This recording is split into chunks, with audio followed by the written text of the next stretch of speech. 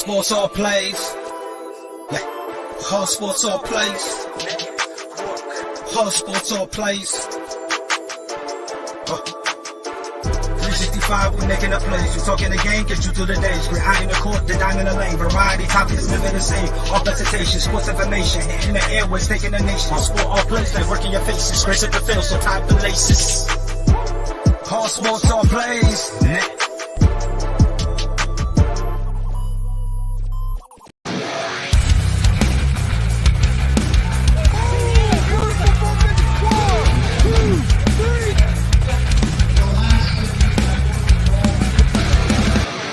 That'd be absolutely devastating.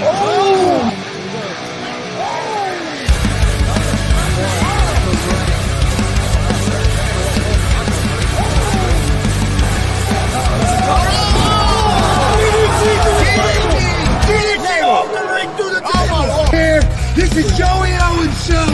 They've been trying to get me on this broadcast forever, and this is the worst damn podcast I've ever been on.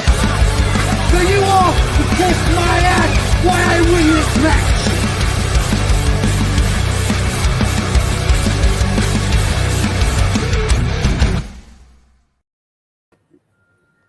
All right, what's happening, everybody? Welcome to G.W.R. Gonzo'S Wrestling Room, Monday, May 6, 2024. Hey, got it right. Yeah, you did. I'm on a roll today. Got the intro right. Got the name of the show right. Yeah, did all right. Maybe it's going to be a good week. We'll see. Still got a ways to go here. Yeah, it's only Monday. But I'm Chris Gonzo'S, joined by Tony Gonzo'S and Marcus Fine, like always. And then we have guest Warren Misery joining us tonight. How's it going, guys? Going great. Good. Well, fantastic. I had a great weekend.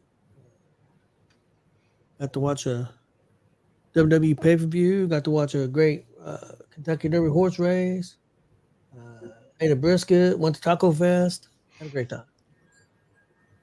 I thought you was going to say you got to watch a great AEW show. No, there was no AEW show this week. One went last Wednesday. Wasn't on Saturday? Don't they do a Saturday show? I didn't. No, Collision went on this weekend. Oh, No, it wasn't. What about Friday? Nope. No, they didn't. Rampage was on Wednesday night. Rampage was on Wednesday night, which I think they need to do permanently. I don't know. Do you guys watch NASCAR any? Because that was a heck of a NASCAR race. Yeah. Seen the ending. That was outstanding too. I watched the most of that race yesterday. That was a good race. But yeah, the ending was crazy. Them guys are crazy. Be going 170 miles an hour in the wall right here, a car right here, then you're bouncing bumping into each other. Yeah. Nuts. Okay, guys, let's get started. Hey, Marcus, you want to start with the Independent Wrestling Report? All right. One show only. Yep. Friday Night at the Dead. 50, 60 people maybe.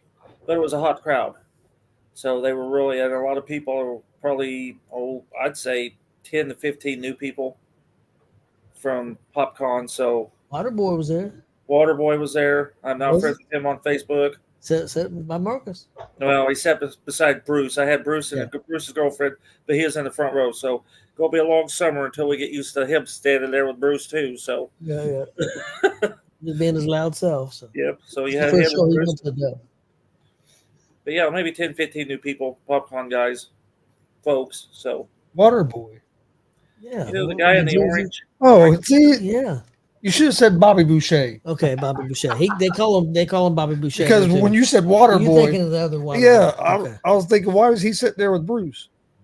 True. That had me I have a confused. story No, about no. that, but we ain't gonna get into it. So No, we can't get into Yeah, I that. know who you're talking about. Okay, we yeah. have Bruce. I think his name is Mike. Yeah. Well, White- I don't- Yeah, Mike, what's White Soul or something like that. Yeah, he was at all the shows there at PopCon pretty much. And same thing, Comic Con. Yes. Yep. Big fan. So yeah, so he was there. So like I said, it'd be a long summer till we get used to him, but he has a good attitude. So all right, a lot of issues happened Friday, family issues. So Joey had to kind of rewrite the card, but they did very well. I'd give it a B, a good solid B. So Pogo defeated Too Loud Timmy Jackson.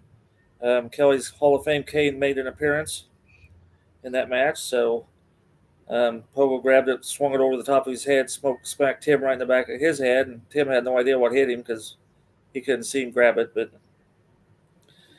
Jackson Morgan defeated Hammer with help from T.S. Wiley, which led to a match later in the night when Scorpion told T.S. Wiley he was going to wrestle him later in the night. Hidari defeated Mike Noble. Brody Botkins defeated, let's see how this guy says it. It says Tajon Cage, but that's not how he says it. Tajon Kage, anyway. Yeah. And, okay, Brody Botkins defeated Tajon and the WCW Gunslinger champion David Light in a triple threat non-title match. Then Scorpion defeated Professor T.S. Wiley in a butt kicking. You would have loved that.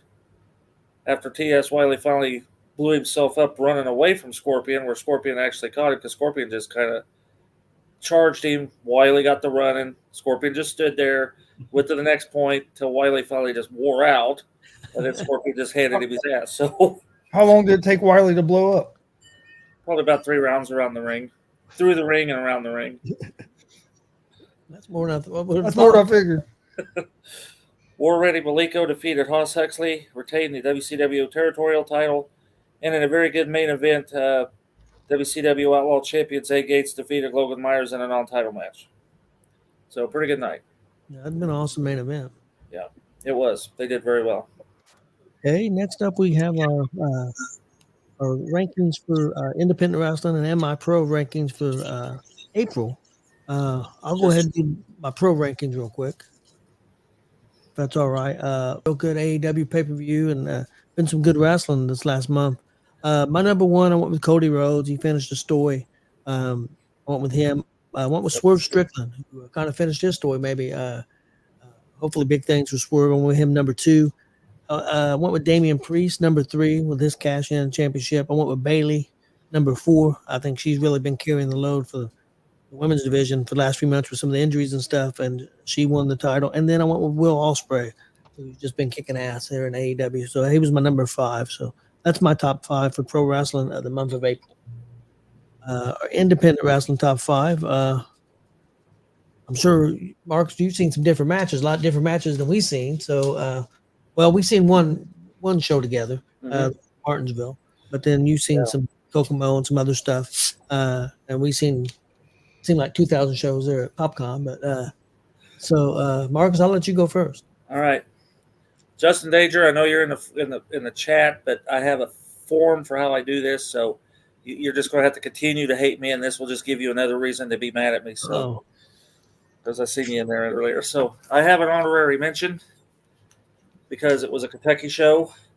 So since we don't only do the Indiana ones, Stan Sierra became the new USWF, which is the United States Wrestling Federation champion in Monticello, Kentucky on the 20th.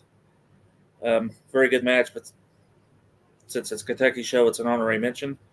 All right, number 5, Shauna Reed become the new FEW ladies title, or ladies champion when she defeated Lexi Green to capture the vacated title. Then I had Zay Gates. Well, we had 2 shows, guys. No, you guys wasn't there. All right. Zay Gates and Excalibur becoming the new NGW tag team champions when they defeated D-Buck and Jesse in a ladder match. You guys weren't there. It's WrestleMania weekend. I forgot. Number 3. Yes, Warren. I knew one of these people here was there. Warren was there.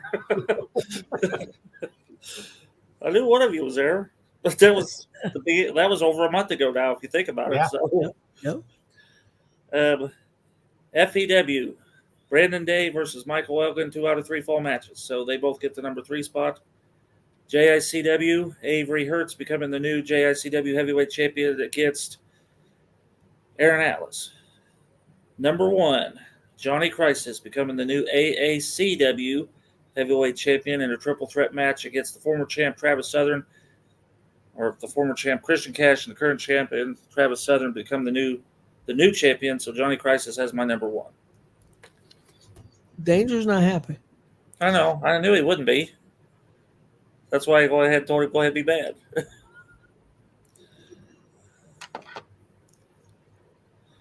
Yeah, you want me to put you in a top 5 when you whoop on my hero? That don't sound right. Okay, I'm gonna do my top 5 for independent. My number 5 was Storm Garchon, who we seen there at Martinsville. I thought she did a fantastic job. Really improved in the ring. Her just her old packaging just looked great. Great match. Wasn't crazy about the finish, but still thought fantastic job. My number 4 was Jared Kripke, who put on some great matches there at Comic Con and PopCon, excuse me. And I know he's just won a championship here recently too. I wasn't at that show, but I know he won. My number 3 is Avery Hertz, which Marcus mentioned. Outstanding. I've seen him a couple times before, but man, he really caught my eye with his work in the ring. Like I said, new champion there at Martinsville, and also just his facial expressions, just everything, total package. Hopefully, more promoters will be checking him out. My number 2 is War Ready Malenko, who was outstanding at Comic Con and outstanding at WCWO also. My number 2, and then my number 1, I gotta give it to the big champ, Zay Gates. It was outstanding at PopCon and just doing a fantastic job. So he's my number 1. Now, I know you guys didn't ask me for an independent one, but I went ahead and I just wrote it down right now. So let me get this done. Number 1, Justin Danger. Number 2, Justin Danger. Number 3, Justin Danger. Number 4, Justin Danger. And number 5, Justin Danger. Whoa, that sounds like a kiss. You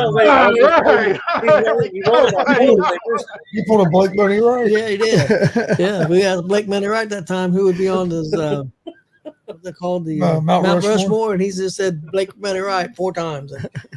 They still ain't made that shirt yet. I still think he should. I think it would sell. Chris, what do you have? All right. Number 5, I had Avery Hertz. I was real impressed with him. 3, I had or number 4, excuse me. 4, Jared Kripke. 3, Hadari. Number 2, Zay Gates. And I went with War Ready Malenko as my number 1 for this month. I could see that. I could. If I had it's so impressive. It's hard to believe he's only like 6-7 months or something. And it's just, if you by watching him, you wouldn't know. You'd think he'd been doing it for years. And he was real impressive the weekend over at PopCon as well. But I mean, even before that, he's been pretty impressive since the first time we saw him. Mine would have been different if I'd been at the Dub the night of PopCon, because they had those 3 championship changes. So I'm sure David Light and Malenko would have been in my list too, probably. But it's matches we've seen, so I didn't see them. So what kind of logo was that? Oh no, I can barely see it. What is that supposed to be there, Warren? Should you be scared? What is that?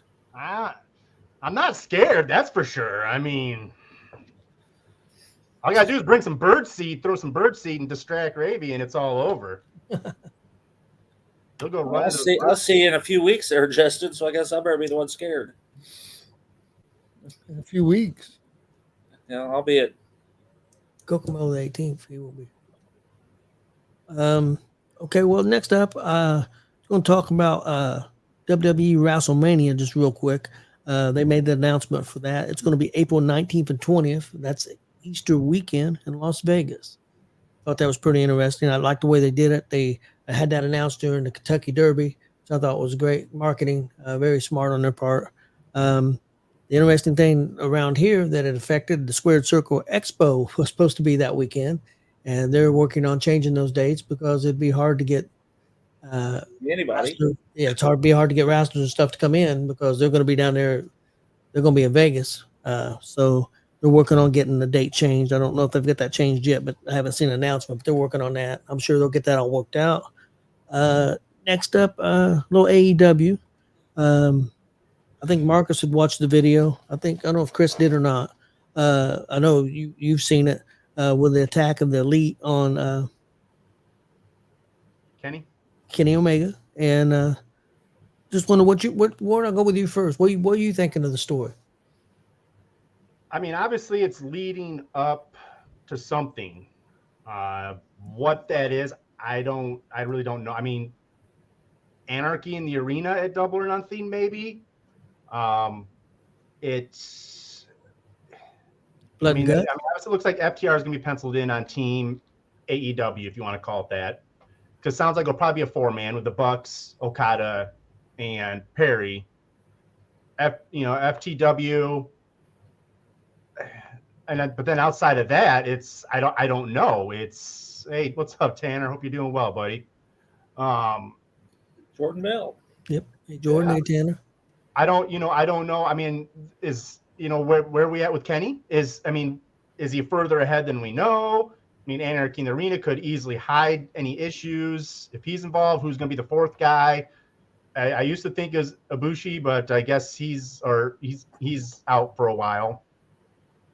I thoroughly enjoy the new. I know Chris is going to roll his eyes at me, but I thoroughly enjoy this version of the Bucks.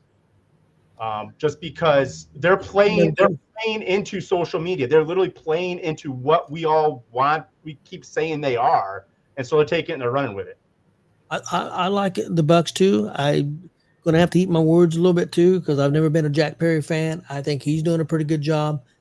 I'm going to be honest. I don't think the story's been great yet, but I think it's moving in the right direction. I really do. I think they've got something. Now, whether Tony Khan and them know what they're doing, I hope they do, because I think they've got something. I do. I think they can build on something here with the story. I was thinking this, and Jordan Bell mentioned about Hangman Page.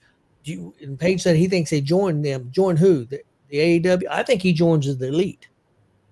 I know they kicked him out, though. They suspended him. Yeah. So that only he's kicked out. They kicked out Kenny. Yeah, I'll be honest. I haven't seen much of this new stuff with the Bucks, so I can't give a big opinion on that. But yeah, I've never been real big fans there, so maybe this will turn me the other way a little bit. Marcus, you seen what do you think of the? I think you watched the video. No, you didn't watch this one. No. Okay, I thought I did. Well, I could be wrong. Not this week. I do want to go back though with the talk of WrestleMania. And from what I've read so far, I'm getting a little concerned about future big events. From what a lot of stuff I'm reading is, since Endeavor's taken over, there's a lot of talk that they're looking for where they're going to get the big money, where governments are going to give them money, where they're going to maximize all this stuff, to where now I'm almost afraid that places like Indianapolis and Pittsburgh and these middle of the area cities are no longer going to get these big events, because Endeavor is now, like with UFC, oh, hey, I wouldn't be surprised if a year or two down the road, you're going to have like 4 pay-per-views in Vegas where UFC is located. And I really hope that's not the direction, but yeah, it concerns me a little bit with Manias that now they may be pricing out us, the average people, to be able to get a chance to go see them. Yeah, that's possible. I know that Vegas wanted them, because I guess it slows down a little bit Easter weekend in Vegas, and so that's why they wanted them Easter. Yeah. That's why they wanted them there Easter weekend. They think they don't make as much. Like Vegas needs help making money, but okay. It's true. They can print it. Pretty much do, I bet. Well, plus, look how big the Super Bowl was in Vegas. Don't get me wrong, Super Bowl's always big, but it was even bigger this year in Vegas. So I think they're thinking the same thing with WrestleMania. Maybe that's quite possible. Well, then Warren's right. Then us normal people couldn't afford a ticket from now on. Yeah, the ticket I think you might be able to afford maybe, but the problem in Vegas would be hotels. They're so expensive already. It'd be nuts. But we'll see. I agree with you. I think the chance of, but I don't know how good the chances was of Indy getting a WrestleMania. Now I'm hoping still for a Survivor Series, or my dream would be a Royal Rumble. Rumble's what they need. But Survivor Series with the War Games now would be big too, I think.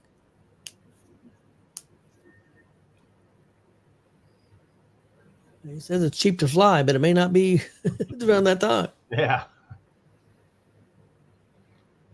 But I thought that was interesting. Next up, guys, we'll talk a little bit of WWE Backlash. No, that's See what probably bring up NWA. Oh yeah, okay. I forgot about that. NWA, which probably just me and Marcus seen the show. All the people out there, I know a lot of people out there don't watch NWA. I'm telling you, I think they're doing a really good job. It's old school. I mean, it's but I loved it. I know Marcus loved it. Marcus, go ahead, let you talk about it a little bit. Well, I don't know all the players because I watch every so often. They had a match where the winner got to pick a member of the losing team to leave the group forever. Yep. Leave NWA. A unique stipulation. The production, you guys, Tony's right. The production on these are even spot on. And it is old school. And then they main evented with the cage match, and the cage was an old school cage match because the cage was huge. It was at least twice as tall as the ring was. They had they couldn't just stand on the top turnbuckle and jump over the cage. They had to climb up the rest of the way to get up. Was it like the big square, like the old blue? No, this is normal chain link. And the only thing I don't like it is when blood starts happening, they go to black and white. The rest of the match is black and white, so you don't see the blood, and it really kills the effect. Yep. Because can you imagine Dusty Rhodes, Ric Flair matches, and the minute one of them got juiced, which back then was every match they ever was in. Yeah, pretty much. Black and white, did you never see what it really looked like? But Ricky Morton even threw salt or soap or whatever through the grate, through the cage, and then one of the opponent's eyes, and then what's that guy's name? Eric Smalls. The micro Eric Smalls climbed the cage, and think how far up he had to go. Yes, because he was on the outside, and he climbed up there and thumped one of those guys and jumped off, and then low blowed Ricky Morton. But yeah, if you guys haven't seen NWA on what is that, the CW? Yes, CW app every Tuesday or whenever. Yeah, it drops usually Tuesday by noon, I think. App? They are doing good work. CW has got a free app, and that's where it's at. Okay, yes, except CW channel, and then I didn't remember seeing it on there. Well, they were going to be on the CW channel until they done that cocaine issue, right? Yeah. Okay, which I think is stupid. Yeah, if you guys get a chance, they're doing good work over there. They show worse shit than that on TV. And that wasn't even on TV. That was on a pay-per-view. Yep. Yeah, I think they're doing really good. They're getting better. So yeah, definitely check that out. Okay, next up, I'm looking right now. WWE Backlash. No, Chris hasn't seen the show yet. I believe Warren has. Yeah. I know Marcus did, and I did. We'll go to the first match, which was Owens and Orton against Solo and Tama Tonga. I love that match. I love the way it started. You know, beating the hell out of each other, and then the general manager coming out and making no DQ, and them fighting through that crazy crowd, which the crowd was unbelievable there. And well, they made it a street fight too. It made a street fight. It was I really enjoyed the match. And then with the Tongaloa coming in, and some people may not know him. Probably most people watching this do, because a lot of these guys follow G.W.R with Gorillas Destiny. Probably some people say maybe one of the greatest tag teams ever in New Japan. You know, top 5 probably. So some people think so. I really enjoyed it. I thought it was really good. What do you guys think of the match? 7:00. You get that in the summer because the sun's shining in the front door on that clock. Let's just enjoy the music.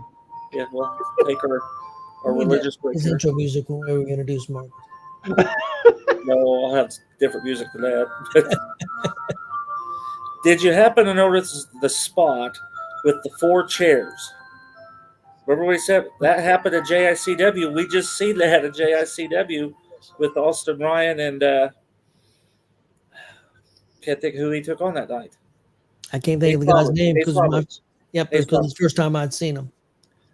But yeah, I loved it because it was funny because I forgot it was on and we had to back up to start watching it. And I told Kelly, I said, well, those 4 guys will be in the ring anyway. Why don't they make it a Texas Tornado? And about that time, here come that guy and says it's a no DQ street fight. I said, that's even better yet. And yeah, I loved it. Tongaloa is also a son of Aku. So, personally, I thought that was match of the night. That just I give it 5 stars. 5 Warren, what'd you think? I definitely liked it. I catch those little things. Like I said, they talked about how Loa was a split second slow getting out to grab the ref. Yep. And the ref sort of had to adjust. But what's so funny is when you see that, and I saw this in the thing too, there was someone else under the ring too, because they were grabbing and I was like, what? There's someone else grabbing the ring apron and skirting it. Threw me off. I'm like, what? Yeah, I seen that too. But the one that, like I said, the match was great. And I know there's been this talk now that with Trips in charge, they've let go of a lot of don't talk about other promotion rules. Yep. It did slightly bother me a little bit that Michael Cole's talking about all, dropping all these New Japan wrestlers and people that, that Tongalo and all those guys and his brother Tama fought and beat. And I was like, sort of almost like treating us like, okay, well, don't act like New Japan's something new. They've been around. But it bothered me and I don't say if it bothered me too much, but I did catch it. They love the announcers love the wordplay. And Michael Cole said had made the mention of it being guerrilla warfare. Yep. And then right after that, what's his name? Corey Graves followed up with it's their destiny. Yep. And I was like, really? Guerrilla come on, guys. Yeah, I caught that too. But and I understand what you're saying, but you got to understand a lot of the WWE fans don't watch New Japan Wrestling. And so, I mean, they kind of have to say something and give people some kind of idea what's going on, because there's people that wouldn't know who he was. I mean, that's just a fact. I mean, AEW, it's not quite as bad because it's, you're only talking 800, 900,000 fans watching each week. I'm not putting them down. I'm just saying I'm not putting them down at all. I'm just saying that they're hardcore fans. So they follow New Japan, they follow AEW. WWE's got a lot more casual fans. So that's the difference there. Okay, next up we had Bayley versus Naomi versus Tiffany Stratton. What do you guys think? It went the way I predicted. We did a live on Thursday, me and Chaos, and it went the way I predicted. I wasn't seeing Bayley losing that title this soon. And I knew Stratton wasn't going to be involved in the pinfall because they want to build her up as a heel, and they're not going to have her take the pinfall. Pablo. Some time to work in, Naomi. They could come out and do a little thing on SmackDown where Naomi maybe said she got lucky, this or that. They could have a quick little one match blow off, and Stratton could do something. But I mean, it served its purpose. Yeah, I agree, and I think Tiffany Stratton's going to be a big star. I think she's got it. I really do. She's young still, but I think she's got it. And Jordan Bell brought up a good point. They did mention G.W.R. during the pre-show.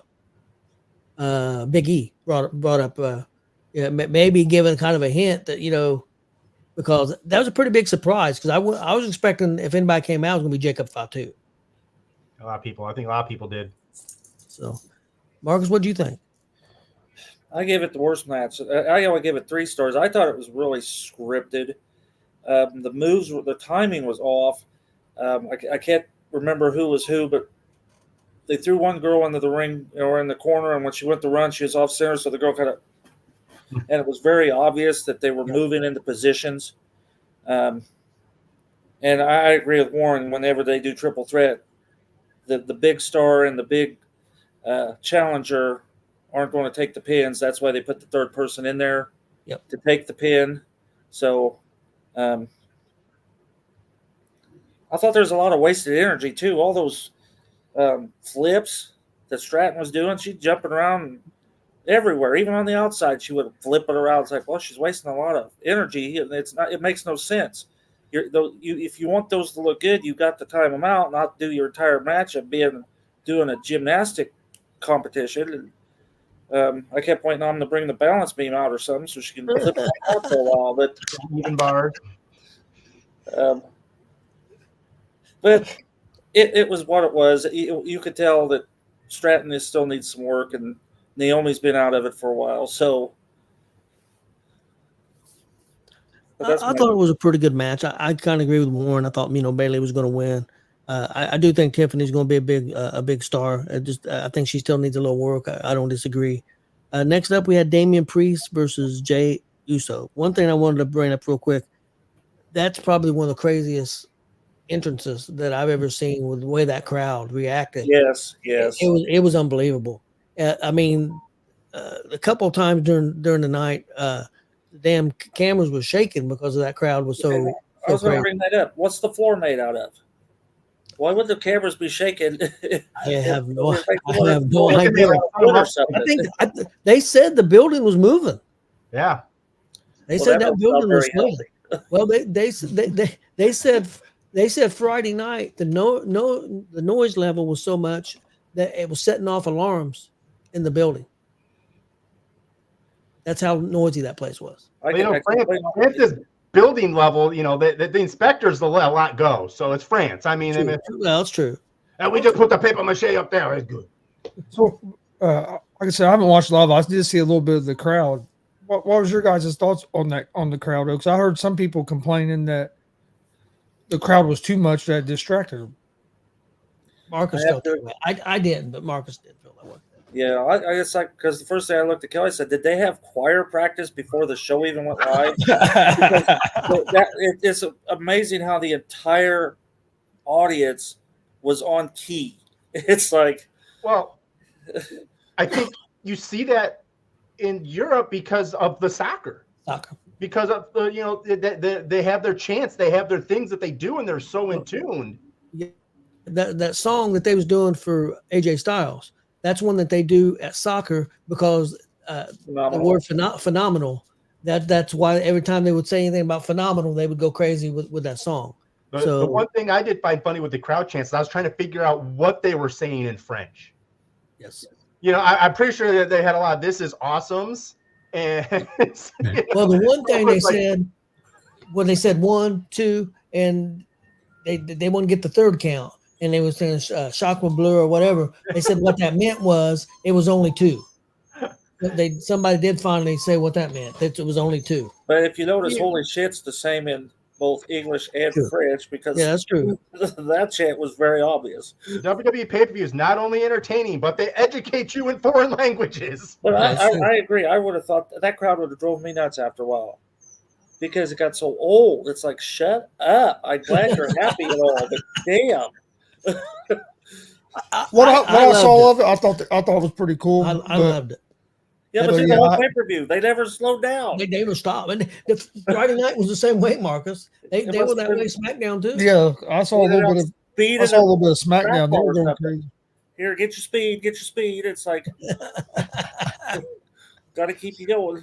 But no, I did see some people. I saw some people online that said the crowd was distracting. So I was wondering what you guys thought of it.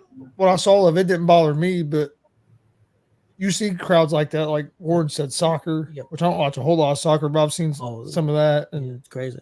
So is it going to happen if the building rocks when they jump up and down? Is like one day you're going to see like Section E just collapse because the structure just fell apart? It might.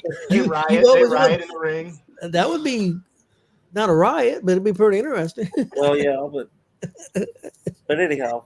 Hey, we just lost left side of the building. Just caved in. Okay, what'd you guys think of the match, Damian Priest? Oh, are we talking about the match? Okay. Yeah, I give it a 4, and I'll tell you why I give it a 4. I thought the overuse of super kicks and spears were a little much.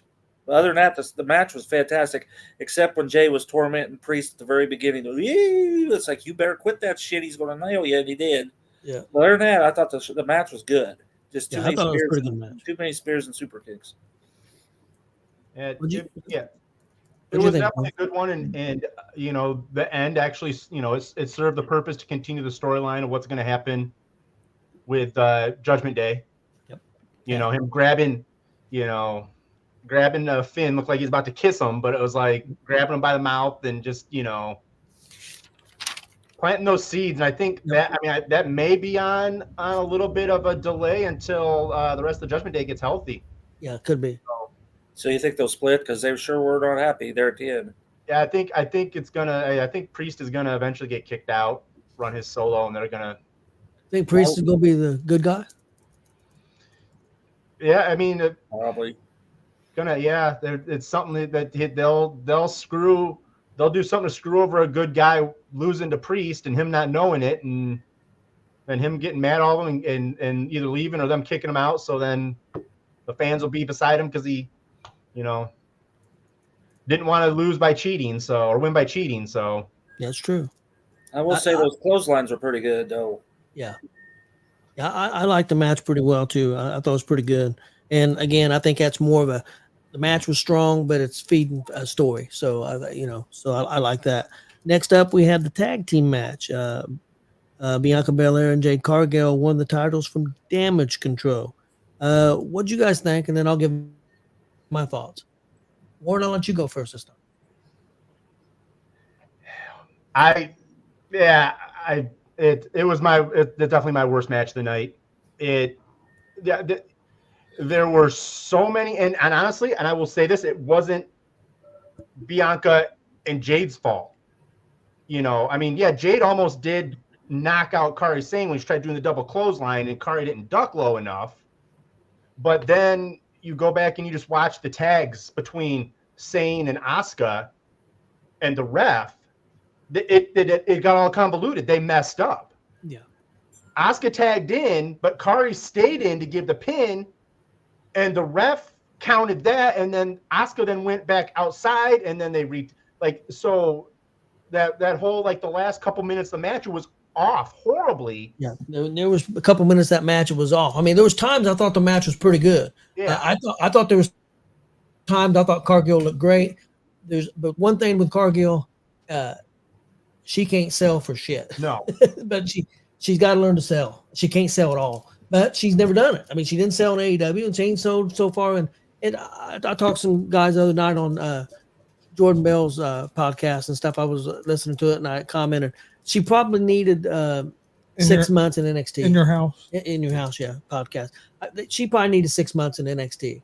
But that's not what they're doing. They're going to put her with Cargill and put her in a tag team and try to get her ready. I think she's going to be a big star. Yeah. But I think that she's got to learn to sell. That didn't look good. But, I don't think some of that stuff was her fault. I think it was on the other people. Yeah, that's what Jordan Bell thought too. He was saying he thought a lot of it was on Sane. Yep. Earlier today when he's on the other show. Yep. Yeah, it really took away from everything because like I said, the end was really cool. Yeah. For catching her and then it was outstanding. Outstanding. Yeah, but yeah, kind of maybe save the match. Yeah, and I mean, I'm the guy that I'm not a fan of Jade Cargill right now, but I will say that she looked better in that match than the other one, than the Kabuki Warriors. And I've said that Jade Cargill has that look. She has that whole thing. She just needs to get those move sets in and get that put together, and then I could be a fan. But until that happens, Yep. I agree. Marcus, what do you think? Pretty much what you guys are saying. Me and you had talked about it, Tony. That tag where he said, "You're not the legal person in." Then why didn't you make her get out? You said you're not the legal thing, and I'm not going to count the count, but I'm not going to make you get out. It's like, so you can continue wrestling. Made no sense. And what's the point of tag team ropes anymore? They actually had them there, but even in the indies. What's the point? I remember in the old days, it was you had to tag. Now you can smack them in the back, crawl through the middle rope as long as you got a hold of it. But what's the point anymore? But that whole thing where the referee wouldn't make her get out, it's like, okay, come on. Now you told her she ain't legal, but you're not making her get out. You're just letting her continue to go on. Maybe it's a communication gap. After I got to thinking and talking about it, that was a 5-star match. But then after you think about all these things that made no sense, I dropped it. So my score went down. The other thing I saw too that bothered me was near the end was when Jade. No, maybe it was. Yeah, I think it was Jade was on the outside, and Kairi and Bianca were on the other side. Asuka came around the ring, and she literally sat there on the apron right next to Jade for like a good 45 seconds and just stood there. And then it was like Well, how about when Belair went to make the tag and she's crawling and crawling and crawling and crawling? It's like, well, she's there. She's there now, but we still were just she's like, because now even her hands starting to go slow because she can't make the tag because they're supposed to drag her back. It's like, somebody get over there because she can't go any slower. Don't know if maybe the Kabuki Warriors were upset because they're losing the match, and so they were just sort of mailing it in. And do you think maybe that their timing was off? Maybe the noise, timing, the language communication, because of the communication. Are the Kabuki Warriors actual Japanese? Have they wrestled in Japan? Oh yes, yeah, that's where they came from. Used to the noise because the Japanese, I know the Japanese wrestler or fans don't cheer like the French, but they do get loud. And I don't think either one of them speak English real well. They don't. That may have been an issue between both teams. Was a lot of that. Yep. Yeah, could have been. Next up, guys, the main event: Cody Rhodes and AJ Styles. I thought it was a real good match. I enjoyed it, and I thought that it was a good first title defense for him. We'll see where they're going to go from that. I'm wondering if they're going to wrestle again because they got another pay-per-view coming up in like 3 weeks. So, but I enjoyed it. What did you guys think? Oh, I loved it. Now I'm going to ask you: did you see AJ call him a motherfucker? Yep. Because I told Kelly, says, "Hey, you just." It sure did. I thought that Cody had him balanced in the corner. It kind of was a hard hit to the ground, but that was pretty impressive. Where Cody's just standing there, had a hold of him, but then the landing was rough. But yeah. And you seen the dusty elbow? Did you? Yep. I'm sure you've seen that, Tony. Yep, I did. Definitely. So, yep, I give that a 5. That was a darn good match. Yeah, it was. And once again, it served its purpose. I think. I was thinking maybe the WWE's general take going into this was going over to France, sort of similar in a way to when they go over to Saudi. They want to make sure they give those fans there the big names and the people they want to see, and go. I think sort of when they go overseas, that dictates the card and how the results go. Because I mean, honestly, if you would have had any kind of title change like that, I think the French fans would have been just irate. You probably would have had the soccer riot, just because of it. But I mean, yeah, it was a good match. A great show generally overall. I feel it was a tad bit predictable. Yep. Because I said, when I put my stuff out, I mean, I was 100% with who was going to win. Yeah. A couple things here there I missed, but it was a small card too. I don't know if that played into the time differences or what, but if you notice their last few, and I thought it was pretty good. I like the time. I like 3-hour shows. I'm not a big fan of the longer shows. That's just my opinion. No, I agree with you. But I thought it was a good show, and I don't think there's going to be any more throwaway shows. I think these shows are going to be more, like you said, get their stars on, give these people a good show. But a lot of it's going to be story driven for the bigger pay-per-views. That's what I think Triple H is trying to do. That's just my opinion. Was there any mention of Andre the Giant at all? They were in France. They were close to the French Alps, and was anything said? During the pre-show, they did a bunch of Andre the Giant clips and stuff. Oh, I have to go back and watch that because like I said, I forgot it was on and caught it at the 2 hour. Didn't see him punch Andre in the balls or something on the trophy. Yeah, did you guys hear about that? I guess Derby Hadley. Okay, they did a pre-show, and CM Punk was on it, and it was done from the studios, WWE studios. Somehow, CM Punk ended up getting locked into the studio, and so he's just messing around. And so there's the trophy. So he goes up to him, punches, takes a video of punching Andre in the balls, just all kinds of crazy stuff. So you could probably find that online. But yeah, he got locked in the facility. I don't know how that happens, but I guess it did. Now, I don't know if I'm jumping the gun on you, Tony. I apologize if I am, but did you see they flashed another QR code? Yes. I'm ready for that to pop. Yep. When do you think it'll be? Do you think it'll be at this next pay-per-view? Do you think it'll be in? I don't think it'll be in Saudi. Yeah, I don't think they'll. No, it has to. it has to be before SummerSlam. It cannot go that much longer. That they're close to stretching their limit on this. I mean, that's what happened. The problem with when Bray came back that first time is they stretched that out so long that, and with what they're saying of who it's supposed to be, it could be a fun little. I think it could be good. I agree with you. One thing I wanted to go over real quick. I'm still afraid they're doing it too soon. You think I don't think so. I don't. I mean, he's been gone how long now? 7-8 months. Something like that, yeah. I don't think it's. I don't. But I mean, the way the fans are nowadays, who knows? They could wait 2 years and people could think. You just don't know with fans. True. You just don't know. There's going to be some fans that's not going to like it, no matter what. Real quick, I wanted to touch on one thing until we get to my questions I have. They're having the King of the Ring tournament that's going to be in Saudi Arabia. They're starting that tonight on Monday Night Raw. There's going to be 8 matches on Monday Night Raw. There'll be 4 men's matches and 4 women's matches, and the same thing on SmackDown, which they haven't announced the competitors. So there's going to be 16 competitors in the men's and 16 competitors in the women. They haven't announced the SmackDown competitors yet. I figure they may announce that tonight in the bracket. But I did see an update on the bracket. It originally was supposed to be Drew McIntyre against Finn Balor. Drew McIntyre is no longer in there. I know he's hurt, so I don't know who's going to ask him Finn Balor tonight. Kofi Kingston against Rey Mysterio. Ricochet against Dragunov. Gunther against Sheamus. That's tonight on Raw. Also, Zoe Stark versus Ivy Nile.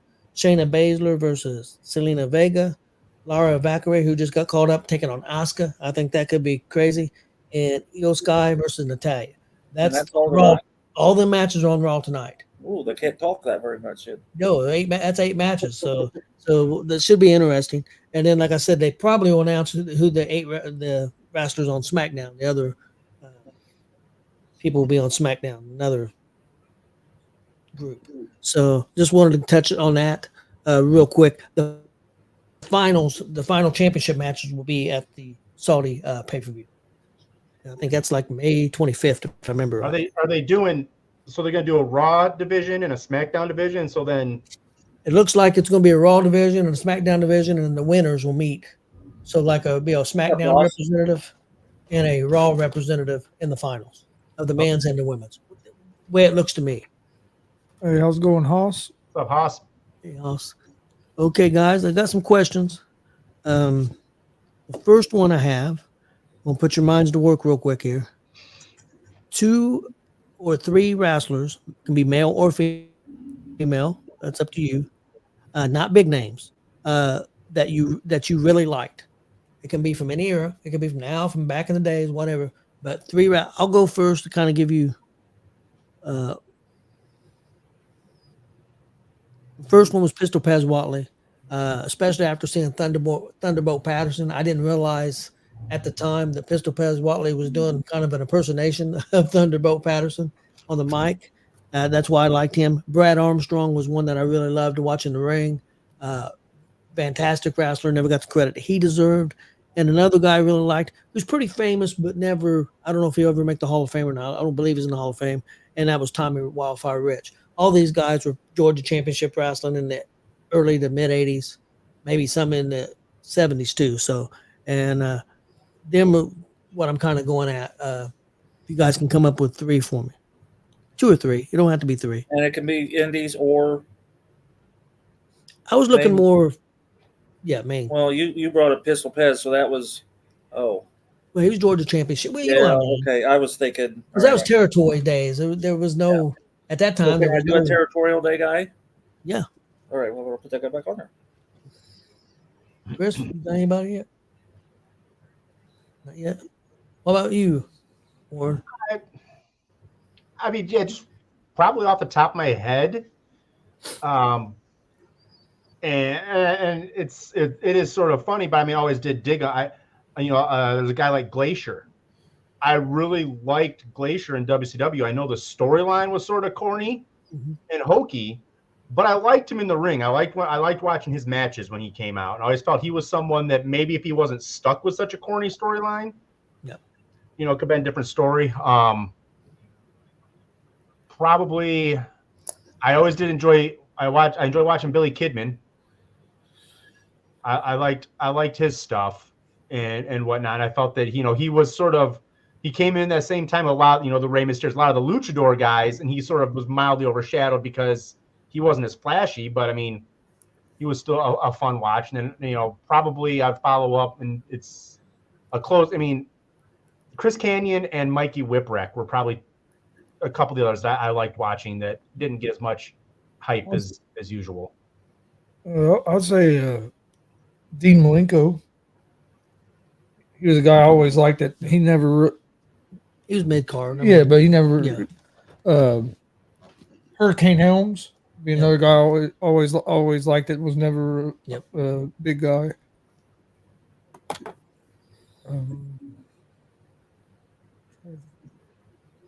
Them are the two that come to the top of my mind. Okay. Marcus? All right, I got 7. I was gonna say he's got 22 now, but I'm just sitting here thinking about. Well, of course, Calypso Jim. How could I not? Yep. I mean, me and Bo are friends now. It's unbelievable. That's another dream that I never thought would happen. But yeah, me and Bo had a good talk at AECW this last weekend, or whatever weekend it was. And so I had the Fantastics. I always liked the Fantastics. They never won the titles really in the big leagues, but they did. I'm sure they did some of those smaller groups. Barrio was a jobber. Yep. Barrio was Randy Orton's uncle. Yep. Bob Orton's brother. I had to think. Could remember Bob Orton's brother. SD Jones. I liked SD Jones. Power and Glory. That's another team that was just a team that never won anything. I like Percy Pringle if you want to go with managers before he was Paul Bearer. And I liked Al Perez. World Class Championship. I loved Al Perez. And he's just somebody that never went anywhere. WWF and anything, and I don't know why, but it wasn't Al Perez is the Piper one, right? Was that the one? Al Perez wrestled in World Class. I don't think he ever was in. Who was the one on Piper's Pit? that one Perez. All right, I remember who that guy was. You're thinking of Frank Williams? Oh, maybe Frankie. Yeah, Frankie. Yeah, Frankie Williams. Yep. Yeah. No, I never thought he was good. In fact, I don't remember anything about Frankie Williams except the Piper's Pit. Beating the hell out of him. Yeah. Yeah, Al Perez wrestled in World Class, was in WWF for he was in WCW, wasn't he? I don't think he ever made it WWF. Yeah, he was on WWF, but he was there for a month. He wasn't there very long. I think he was on TV once. I must have missed that week. So I don't remember him. Barry Horowitz, just because I like the gimmick, even though he was a jobber. Seeing him the first night at the EWF Arena. My first night with EWF, Barry Horowitz was there. Really? Okay, piggybacking off out a little bit, going the other direction, 2 or 3 wrestlers you never cared for, male or female. I don't care how big they were up on the card or small on the card. And I know who one of Marcus is going to be already. Who's that? Shawn Michaels is going to be one of yours. Well, no, like I said, I wasn't a Shawn Michaels fan, but I have to give him kudos. He was a very talented person. It wasn't a guy I hated. It was just a guy I didn't. If I see him, I see him. If not, I'm not. Now, if I say Justin Danger, will that stir somebody up? I'm just wondering. I mean, Warren started it, but no, Justin, you're fine. It's not you. I got to think this one out now, too. Yeah. Oh, man. I'll do mine first because I've already got them written down because I'm doing the questions. You guys understand that. Yeah, because he did the questions. Well, you could do the questions next time. I have some people going to be upset with me because I know a lot of people love this guy. That even as Diesel, Kevin Nash, I just never was a huge fan. I just never got it for me. Another one that I never got was Fabulous Moolah. I know she was champion never got the appeal there. And then the other one, Sid Vicious. I just never got him either. Goldberg. Great softball player, but Vicious, I guess. But Goldberg for you. Mark is going to get you. No, like I said, I was a Goldberg fan at the time, but not anymore when they really started shoving it down their throats. I never got it like everybody, like a lot of people did. It just, I don't know. I'm trying to think of who else, but Goldberg popped in my head quick. Yeah, I probably. Also, Oh, shots fired. Well, Hosh, you guys did very well Friday night. That was a good match. Very good match. Hey, since you're on here, Mr. Haas, you put a statement on Facebook that make sure I set in the ugly section. So what do I say about the fact that you set your fiance in the row right behind me? Okay, shots fired again. Because I got the laugh. It's like I told Kelly, I says he told me to set in the ugly section, and that's his girlfriend right there. It's like that's what she said. It's like, well. So anyhow, I'm staying out of that. When you see me Friday or whenever you see me again. So.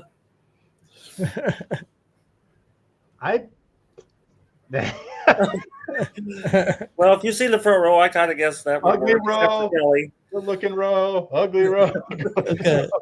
Or is it row? Like, yeah, but that puts Cokehead in that same row that your girlfriend was in. And come on now, it's like Cokehead. That's the guy that sits up next to the wall. That's what they call him. Okay. That old man that sits up to the. Oh, I know who you're talking about.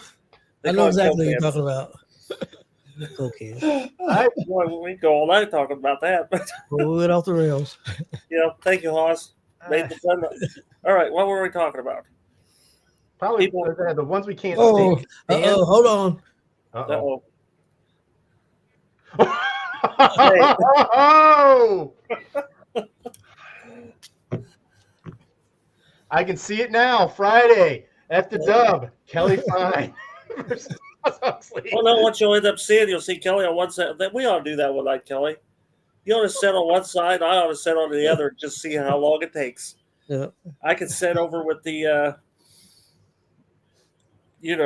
and Shannon's family, and I could sit over there. Anyhow, what was the question? 2 or 3 wrestlers you never cared for. JBL. Never cared for JBL.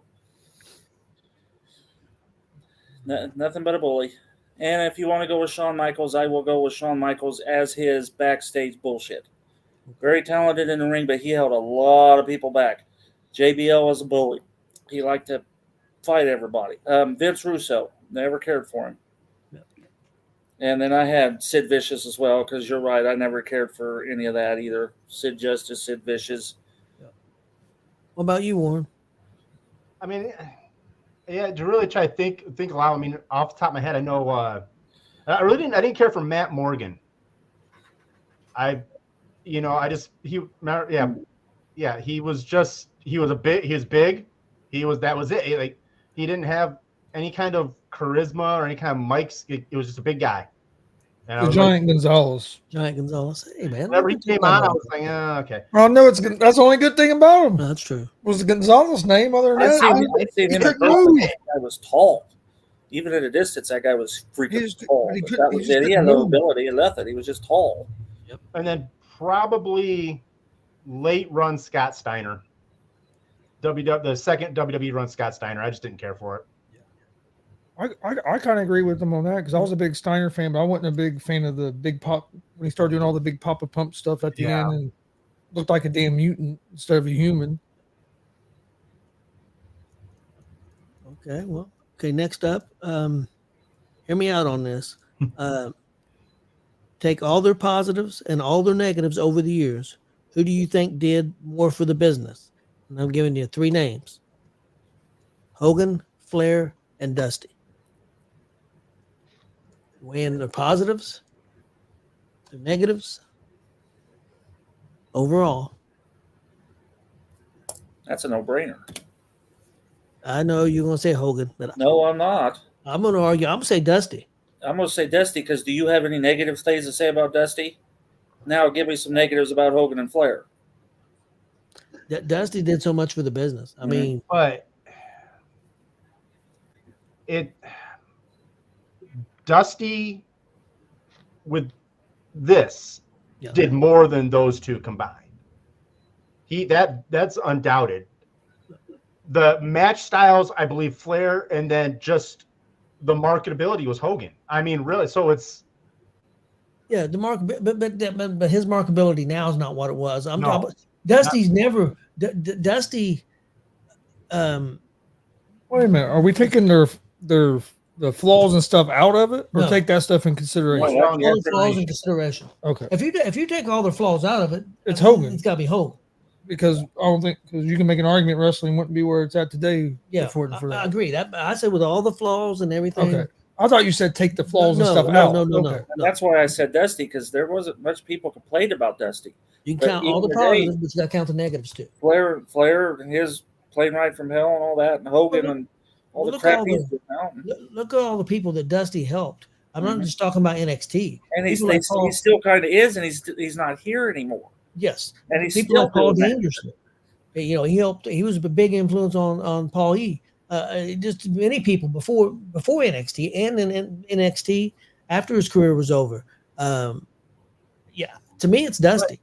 let me probably more Marcus's brain to pick than Tony. I don't know, since early that early time with Dusty. I mean, how much backstage politics when he was wrestling did he pull? I mean, obviously I know he didn't hold major titles, but how much did he pull for us, and how much did he use his influence for his boys? How much did I mean, it's because sometimes it is very easy to put blinders on without thinking. But I mean, because when he got put into booker positions and booking matches, how much of that, was he using for? Well, with his boys though, he wouldn't do it much booking in WWE. Well, Dustin was in WCW. Some with WCW with Dustin, but yeah, I was going to say Dustin. But Dustin bit. got some tag team titles. He may have got a TV championship. Never went any higher than that there. Yeah. So I mean, I definitely had some influence. There's no doubt. But I don't think. It wasn't like he just pushed him straight. Yeah, not the same level as Flair and Hogan with their flaws. Yeah, no. I don't think he pushed him because he was in 1982, 83, and I didn't know it at the time. When the producer came up on when they said who produced the show, it was Virgil Runnels. Dusty Rhodes was producing them shows in 1982. He was a producer. I mean, and plus most of the ideas, Great American Bash came from Dusty Rhodes. Yeah. War Games, Dusty Rhodes. Starrcade, Dusty Rhodes. I mean, the influence of Dusty Rhodes. And don't get me wrong, Dusty Rhodes was influenced by people like, Superstar Billy Graham and there's other people. Thunderbolt Patterson. You go watch some old Thunderbolt Patterson, you're going to say, that's Dusty Rhodes. I mean. Well, yeah, let me go off with what Warren said. Hogan steered the card to benefit him. Oh, yeah. Flair did too. Dusty never put a title on himself. Dusty had championships, but they were very few and far between. And they never lasted very long. So Dusty was thinking of everybody else. Now, you want another one I don't care for is Ole Anderson. That goes back to the previous question. Yes. Yeah. Because of that very reason there too. So, but yeah, I'm going to say Dusty as my answer. So, what do you think, Chris? Yeah, if you take out that, if you add all that stuff, I would say Dusty. But I think Dusty had an advantage too because if you take all that stuff out, because he wasn't just a worker. He also done the booking and the producing and that stuff. Where Hogan and Flair were more just true workers. But Hogan got where he had a lot of power. Yeah, a lot more than Flair. Flair had some power, but not as much as Hogan. Hogan got but I mean, as far as doing stuff for the business, Dusty in all his different roles, I think. Yeah. Oh, but that helped him do more for some of the business than if you hear from Flair now, I mean, according to Flair, he made everyone in WCW. He just recently came out and said that he was like, I made everyone in because the Rock produced that Death of WCW that's coming out. Yeah, he's upset. And they didn't interview Flair. Now Flair's going off, running off the mouth, saying, I made everyone in WCW. Ask Bischoff. Bischoff will tell you. Yeah, he's upset. Yeah, he did. That's why Ole Anderson told him he wasn't worth a piece of shit when he come back after getting pinned by Perfect. Yeah, he made everybody in WCW.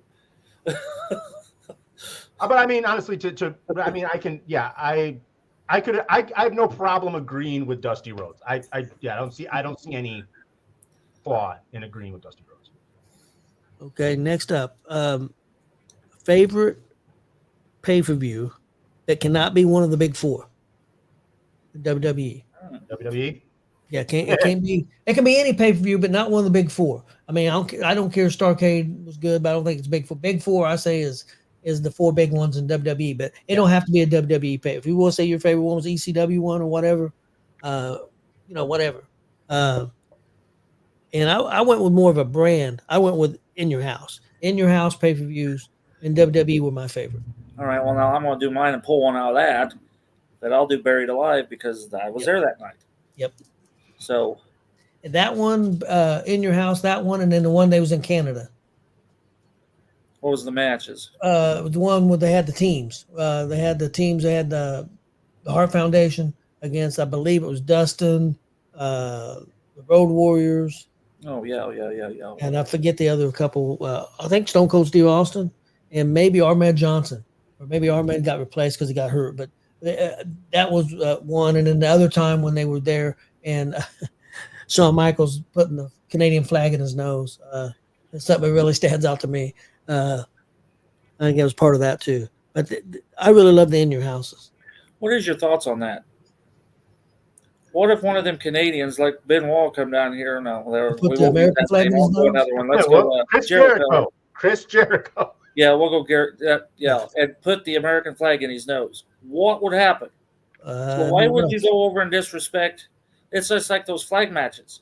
Now I know people don't care for Russia, but you probably shouldn't be doing that by ripping those flags off and wiping your ass with it. Yeah. I mean, I don't agree with that disrespect to flag, no matter whose flag it is. It's like, I understand what you're saying.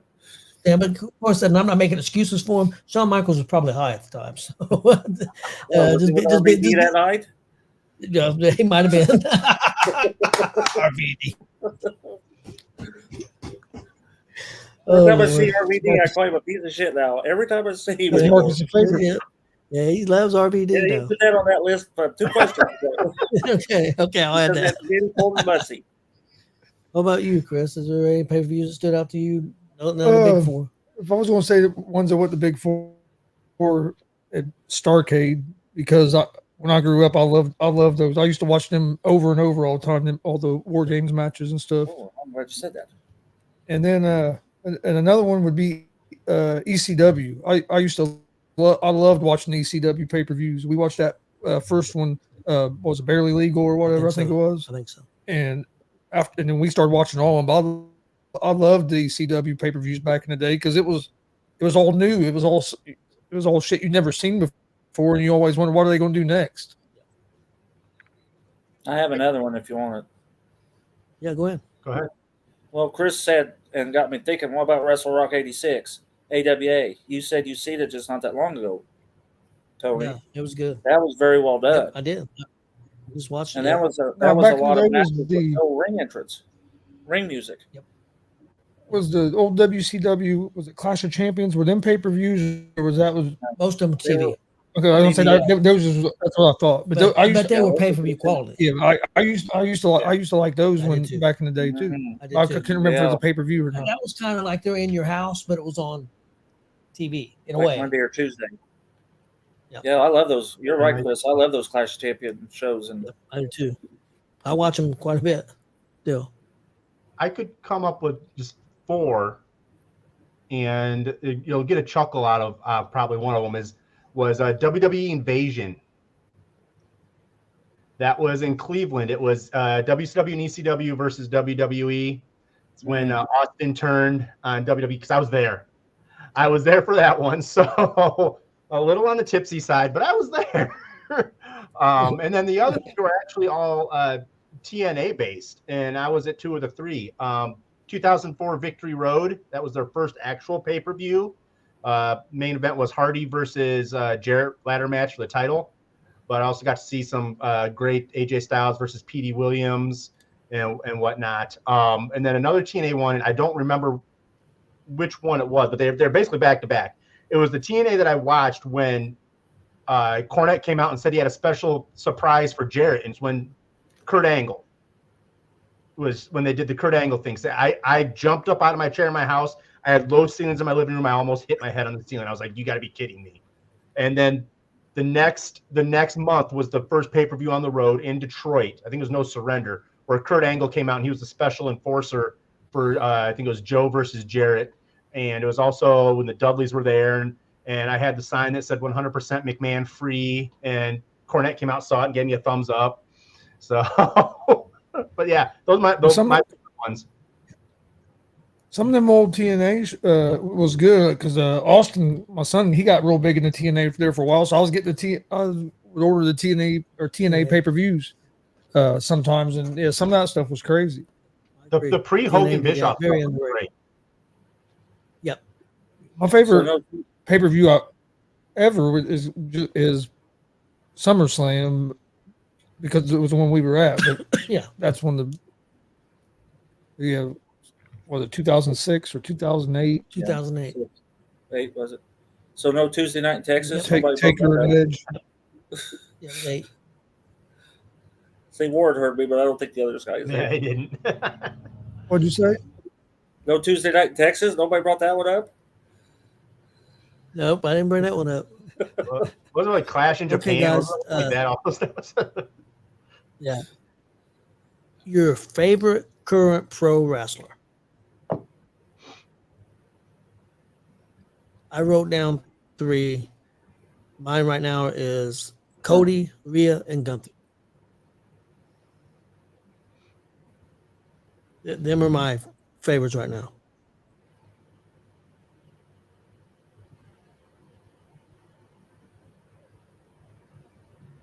Well, that's hard because I don't watch it a lot that now. I could do. I know you don't watch a lot of. Okay, go ahead.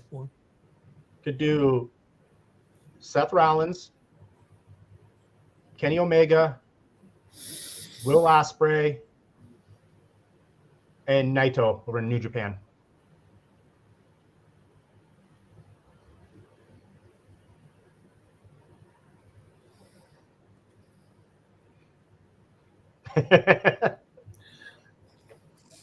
Oh, fine. What's the danger? I'll listen to him. And I'll say Hawks Huxley there. We'll just get it all out of the way. Well, just wait, Marcus. Wait till the next question. Hang on. I'll take Gunther. I like Gunther. I like that whole look to him. And I like Rhea. Too bad she's hurt. And Randy Orton right now, I didn't care for – I wouldn't say I didn't care for Randy Orton, but the new Randy Orton, and Kevin Owens. That's the guys I like right now. And I like Sami Zayn as well. So I guess I do have some in there. What about you, Chris? Yeah, I was going to say Sami Zayn is one, Rhea, Gunther. One I forgot about, Chad Gable. Also MJF. I do like MJF, even though I don't watch hardly much of AEW. I do like MJF. You have to have Rhea. And I like Otis too, but I don't know where they're going with him. Yep. Yeah, somebody that's not a real big name also, Dragunov. Yeah, Dragunov. I think give it another year. I think he's going to be a big. Yeah. I like watching him. Next up, your favorite current independent wrestlers. Oh shit! I'll go first. My favorite right now, over the last year, it would be Zay and Hidari. Over the last 6 months or so, my favorite right now is Warrior Eddie Malenko. He's my favorite to watch right now. I just love watching that guy. And I'm not taking anything away. I've seen a bunch of great ones, man. But Zay and Hidari's really stood out to me over the last year. But my favorite right now to watch is Warrior Eddie Malenko. Everybody knows who my favorite is. Yep, he's on the list too. Who? Timmy Turner? Who?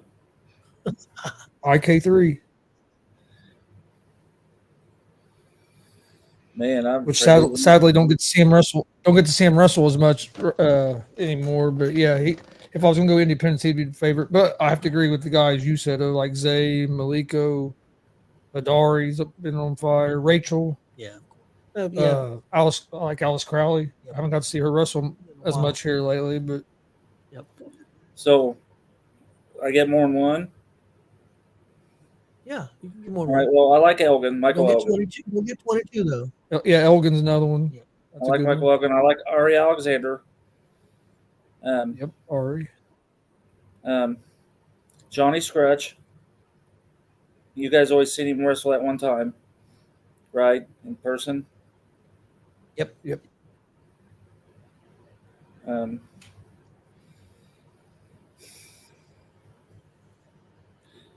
I'll say Danger and Hoss just because they're watching, but they are good talent. I was Don't get getting me ready to wrong; say- they are good talent. I Both. was just, Marcus, I was just getting ready to say, I thought you was going to say anybody but Hoss. No, Hoss does good work, and of course I've known Danger for 20 he years. does. He's And outstanding. for too. Hoss for what, 3 months maybe is what we've known of each other. Hoss does really good work. Yeah, he does. And I'm glad to see he's getting around like he does. See, you put the work in, you can get yourself around. Because all of a sudden he's bang, there he is. I've seen him WCW. I've seen him at DCCW. I've seen him at AACW. He's getting around because he makes Yes, an he effort is. to get around. And Justin Danger's starting to get another around. one. Yep. Another one, Jordan James. Yeah, he's one of the most underrated. He's great. What about you, Warren? I know you're newer to the Brody to the Botkins. business. We can't forget Mike. He's man. Yeah, he'll be We mad. can't forget Mike King. He's my all-time favorite. Ladies and man, Mike King. Yeah, I could go on for all day because it depends on where I'm at. My favorite is any wrestler that lets me accompany them ringside.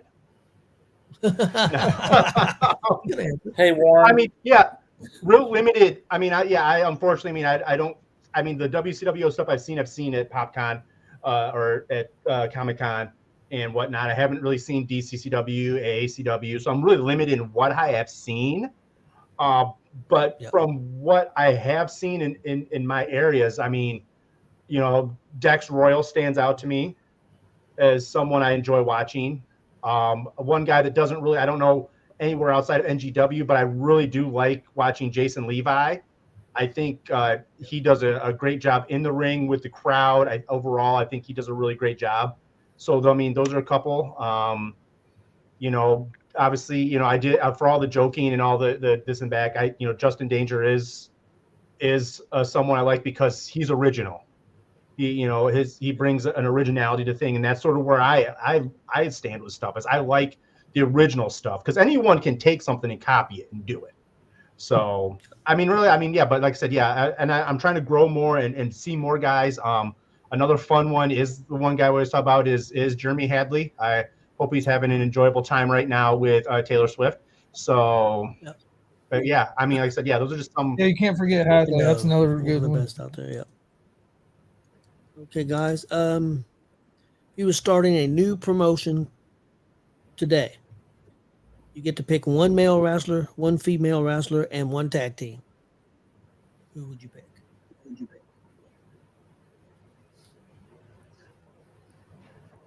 Like, we talking indie or we talking big time? I was thinking more big time.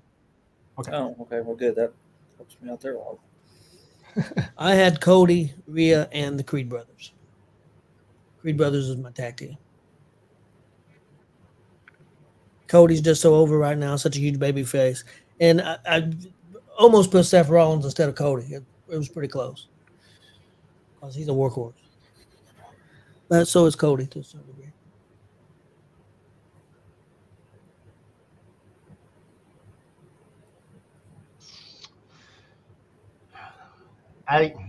They got to be a tag team that's together like now.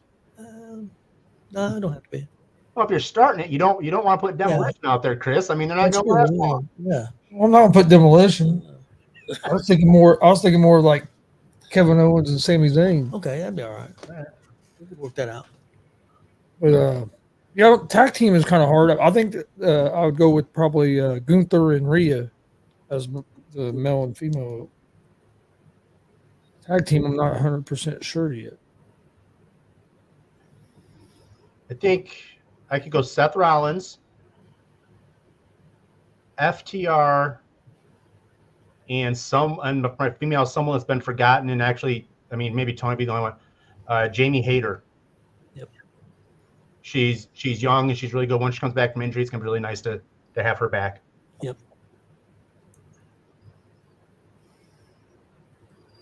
What'd you think, Marcus? I put Gunther, Rhea, but what's that other lady that just started? Zoe Starks? Yeah, I like Zoe Starks. I think I'd probably put her in there first. And then I like the Street Profits. I mean, I really enjoyed those guys. So, Or I like the Usos a lot too. So tag team, I could have went with them. what was that? What was that name of that tag team that got dropped and went to AEW and changed their name? Now I know that really answered a lot of questions. Maybe talking about FTR. It could be what were they in the WWE? The Revolution or the began with an R. What was their name? So Revival. The Revival. No flips, just fists. Yep. The Revival. What was their names? It was different. Names. I don't remember. I think that's what I'm talking about. Yeah, I think it is. They had that corny gimmick where he was shaving his back in the locker room. Yeah, that was Vance. That's it. Yeah, that's Vance it. lost his mind. Those guys were good. Yep. Yeah, I like Heavy Machinery too, but that they were more of a jobber team than anything. But hey guys, I got 2 questions left. This one, your Ultimate War Games team. You get 5 people. I have Dusty. okay, you're doing all time then. Okay. Yep. I have Brody, Gunther, Dragunov, and Lesnar. Jeez. Why don't you just go with an all beef team? Holy cow. I did. You wait till I'm done.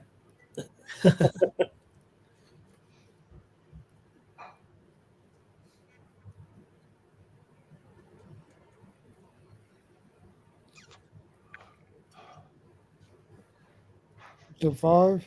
Yeah, it's 5 people in War Games usually. I'm going Lesnar, Undertaker, Kane, Kurt Angle, and Stone Cold. Good one. All right, you ready? Yep. Bruiser Brody, Stan Hansen, Jerry Blackwell, Harley Race, and Terry Gordy. That's a lot of beef too. Yeah, when he said that, it's like, well, you wait till I'm done. It's like,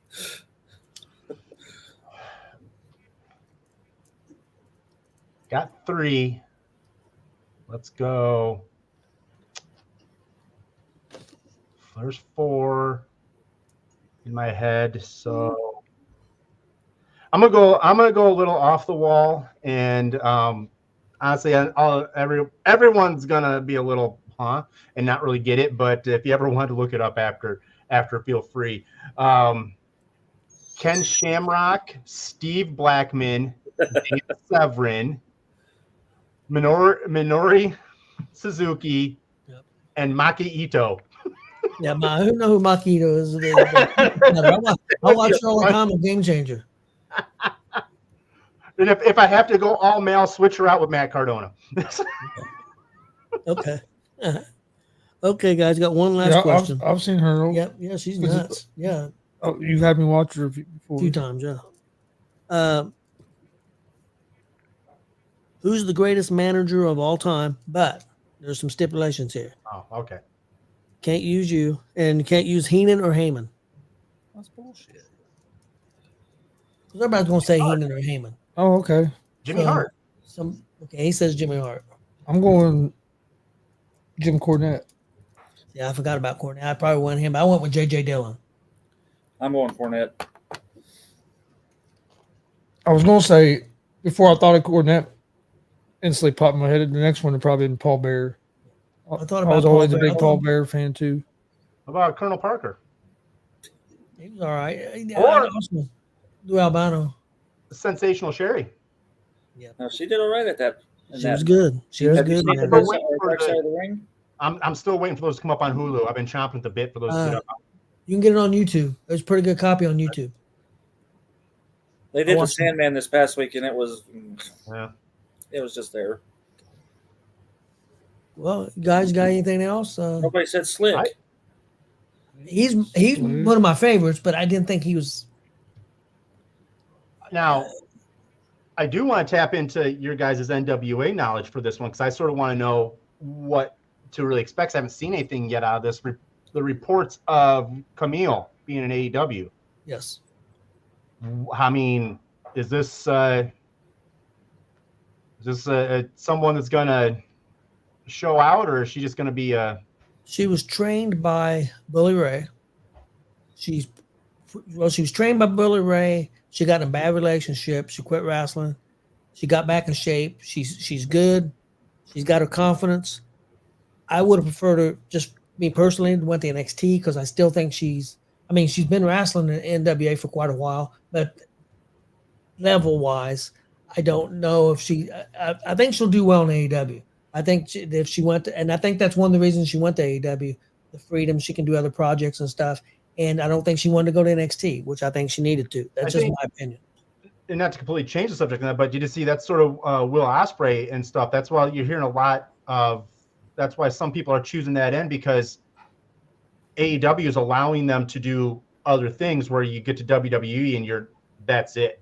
Yep. Like, but I was just sort of curious. I hope they don't botch her up. I was joking that they're going to have her come in and be like Serena Deeb's bodyguard or something. Yeah. So I hope not. Yeah, I know, and hopefully, I read some. She's built like Jade. She's built that big. She's built like her. Skill wise, she's ahead of Jade. Skill wise, cool. She's not quite impressive looking, but she's impressive. Not great on the mic.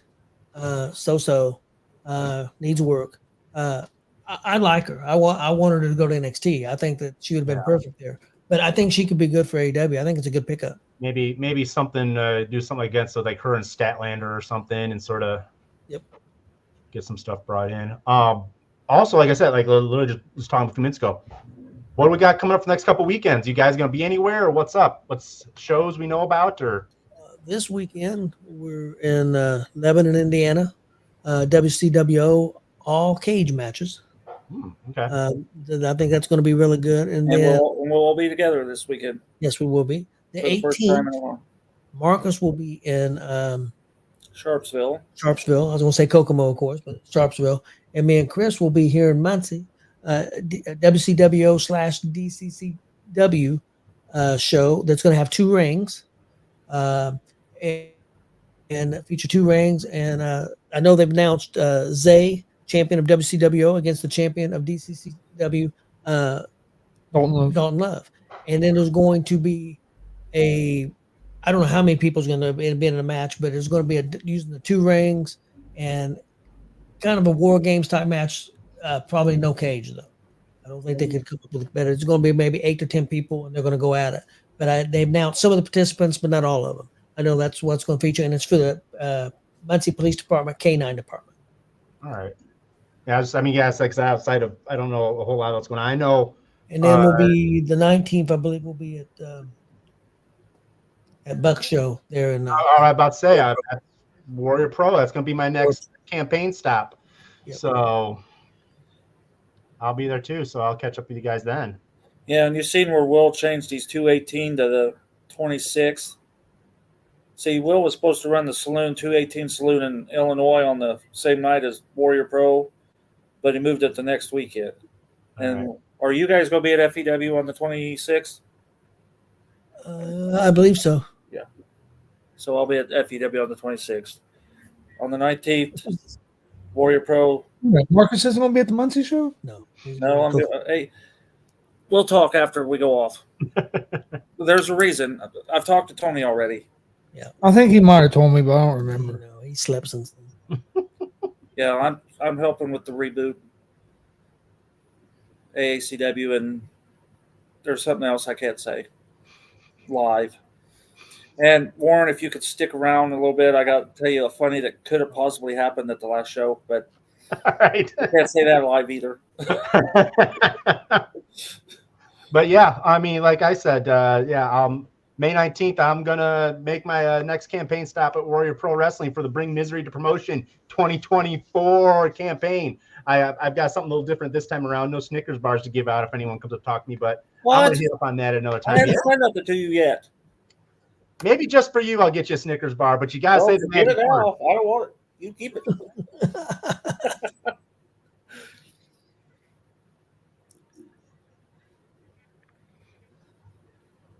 Well, thanks for everybody tuning in. I thought it was a good show. Yeah, go Pacers. Yep, go Pacers. We're down 5 right now. Well, down 3. Yeah, it's still first quarter. Yeah, long way to go. It's just good. Hey, at least it's close. We didn't get off to a terrible start like we did in game 1 against Milwaukee and get down a bunch. I think Pacers are going to win this game. I think Pacers are going to win this series. But Priest is in the ring right now. Getting ready to say something. Valor and Dominic, and who's that one guy that interfered in his match? JD McDonough. McDonough. Yeah, I love That's the JD. guy's in the ring now, and I got What they call him on McAfee show? McDumbass. I think is what they call him. McDumbass. the Priest is saying something. I think I read they said Jay's going to take Drew's spot. What did they? I think possibly, yeah. Okay. But yeah. All right. Do you have anything else? I'm good to go. All right. Thanks for watching. Please hit that subscribe button on YouTube. Like and follow Facebook, Twitch, X, Instagram, all at Gonzo'S Sports Room as well. And we'll be back next Monday. See us in Lebanon.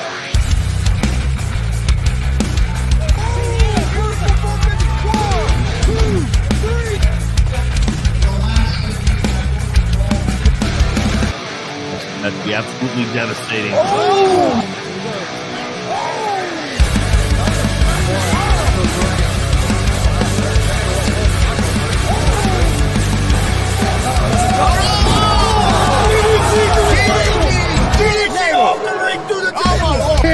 This is G.W.R show.